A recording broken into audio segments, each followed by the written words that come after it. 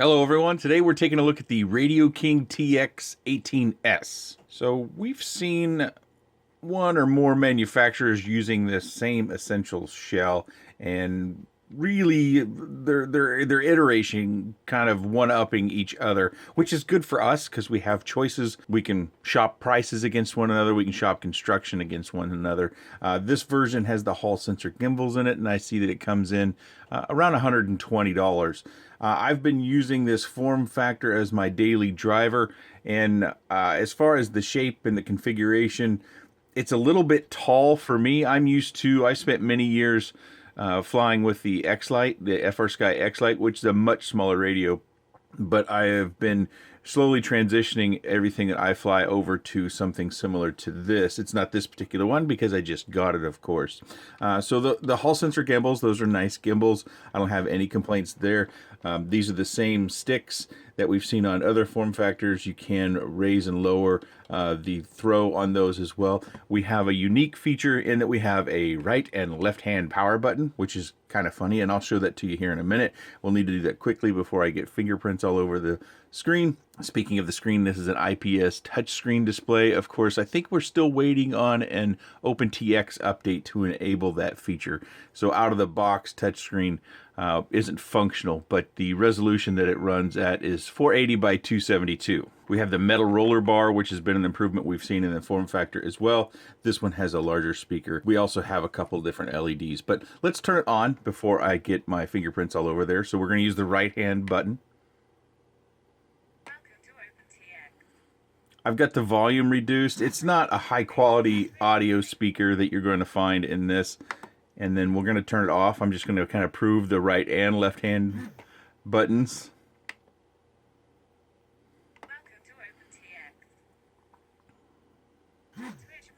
So, pretty unique feature in having two power buttons. I suppose maybe that can be handy for someone. We also have rubber grips here on the back. These are almost kind of a soft touch feel to them. There's also rubber here on each side, which helps the grip, especially for a radio this size. For me, at least, it helps quite a bit. And then we've got the bar at the top, either for carrying or mounting.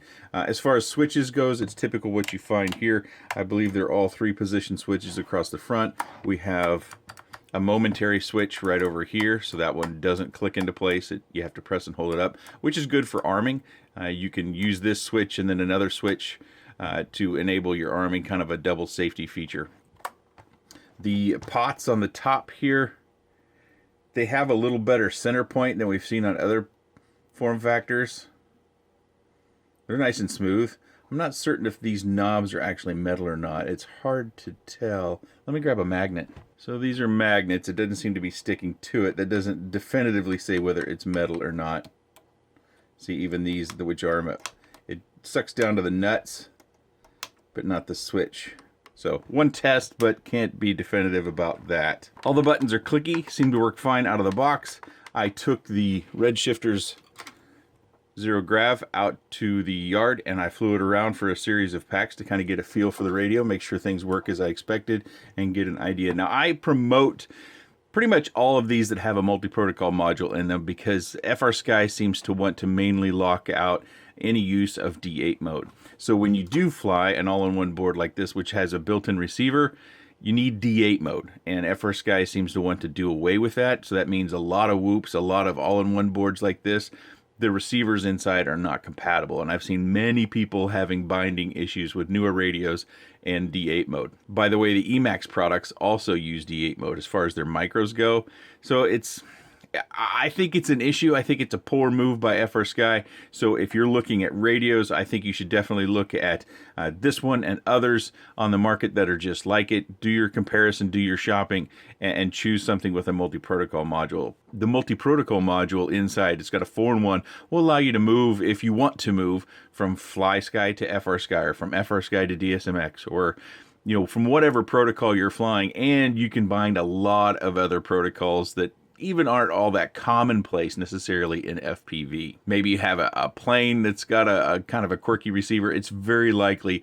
that the 4-in-1 module inside of this will bind to it because it hosts a number of different protocols. Let's look at those protocols real quick. Hopefully you can see that clearly. We've got some LED lights, and when you turn those on, we saw that initially earlier. So if we want to get into our model, we'd long press the model button. We're right in here. We're going to go down to the bottom, and you can see here we've got the multi-protocol module selected. And then when we go over here, we got FR Sky, and we can see I've got D8, so we've got D8, D16, LBTU, all those different ones. Oh, better go back. Hold on. So we're just going to start here on FR Sky. I'm just going to scroll through these relatively quickly because there are a lot. And if you don't recognize these, it's not a big deal. You would recognize these if you had used something that used one of these protocols, or you have another quad or a plane or something that is a little bit proprietary. Oftentimes you can find it in here and it'll work just fine. There are some quirks for each time you select one of these. There is a sub-selection just like we saw with the FR Sky.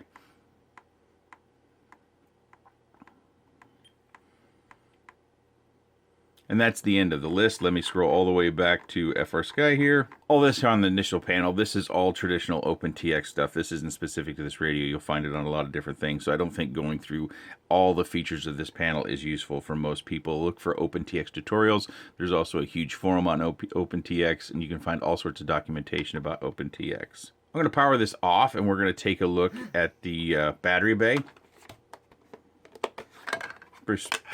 Pretty straightforward. I've got a really large goggle battery in here, and it fits in just nicely. So if you want to, you can buy a battery like this, and it'll fit in.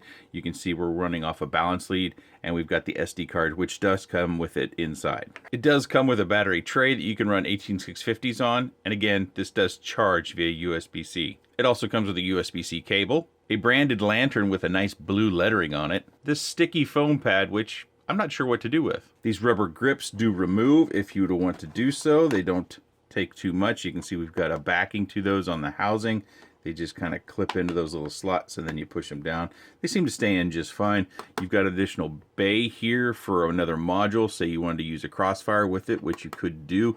You just pull on these clips and you pull this bay out. Now let's take a little bit of a look at the differences between this and other form factors just like it. So a side-by-side view as best I can between the RadioKing TX18S and the Radiomaster TX16S, which just came out a short time ago. You can definitely see there are a few differences. We have a single lanyard point.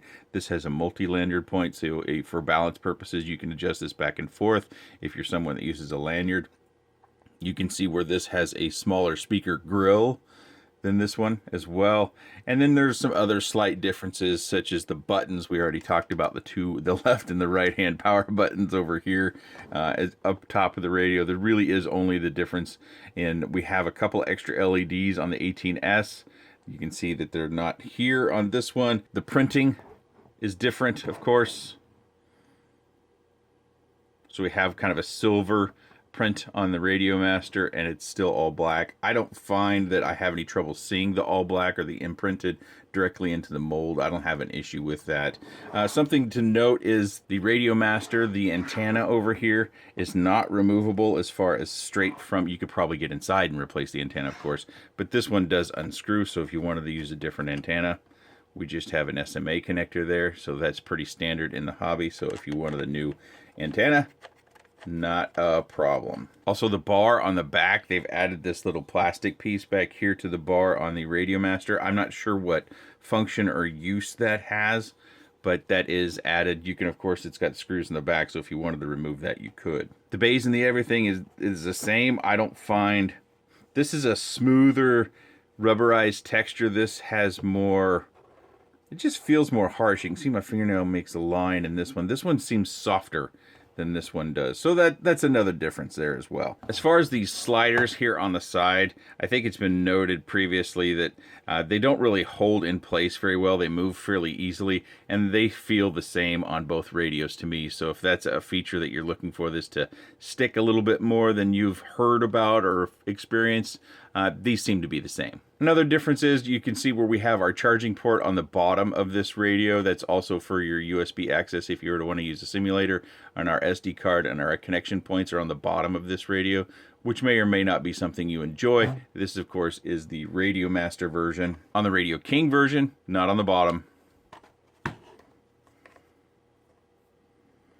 You have your USB port and your audio jack port or your trainer port on the top. which could be more handy. And I've already shown you where the USB port is underneath the battery bay, so that may be less handy if you're pulling your SD card in and out. Maybe you're adding music and having the radio play music while you fly. One last detail for those that are still around. Something that's a kind of a big deal when it comes to quads and radio setup is oftentimes in mode 2, the throttle has a ratchet to it to where it'll stay in place a little bit better. Typically, I think that's used for other flying vehicles like planes or gliders or something like that. And if I'm quiet, you might be able to hear the ratcheting. Let me get me close to my camera here.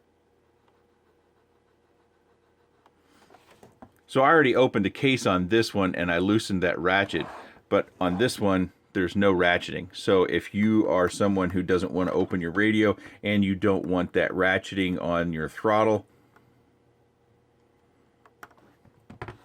the Radio Master does not have that ratchet on, or that little metal bracket that causes what we oftentimes refer to as ratcheting. So I think it's a good radio. Of course, I'm a proponent of using a multi-protocol module so you don't get locked into any one protocol. You can move around as you wish. And at the price point, it's very budget friendly. It is a little over $100. You can find cheaper radios on the market. They have less features. And depending upon your need, you may need less features. But if you're in the market for a radio, I would definitely check it out. I'll put a link down in the video description below. And if you have any comments, questions, suggestions, otherwise, please let me know in the section down below. I appreciate your time, and thanks for watching.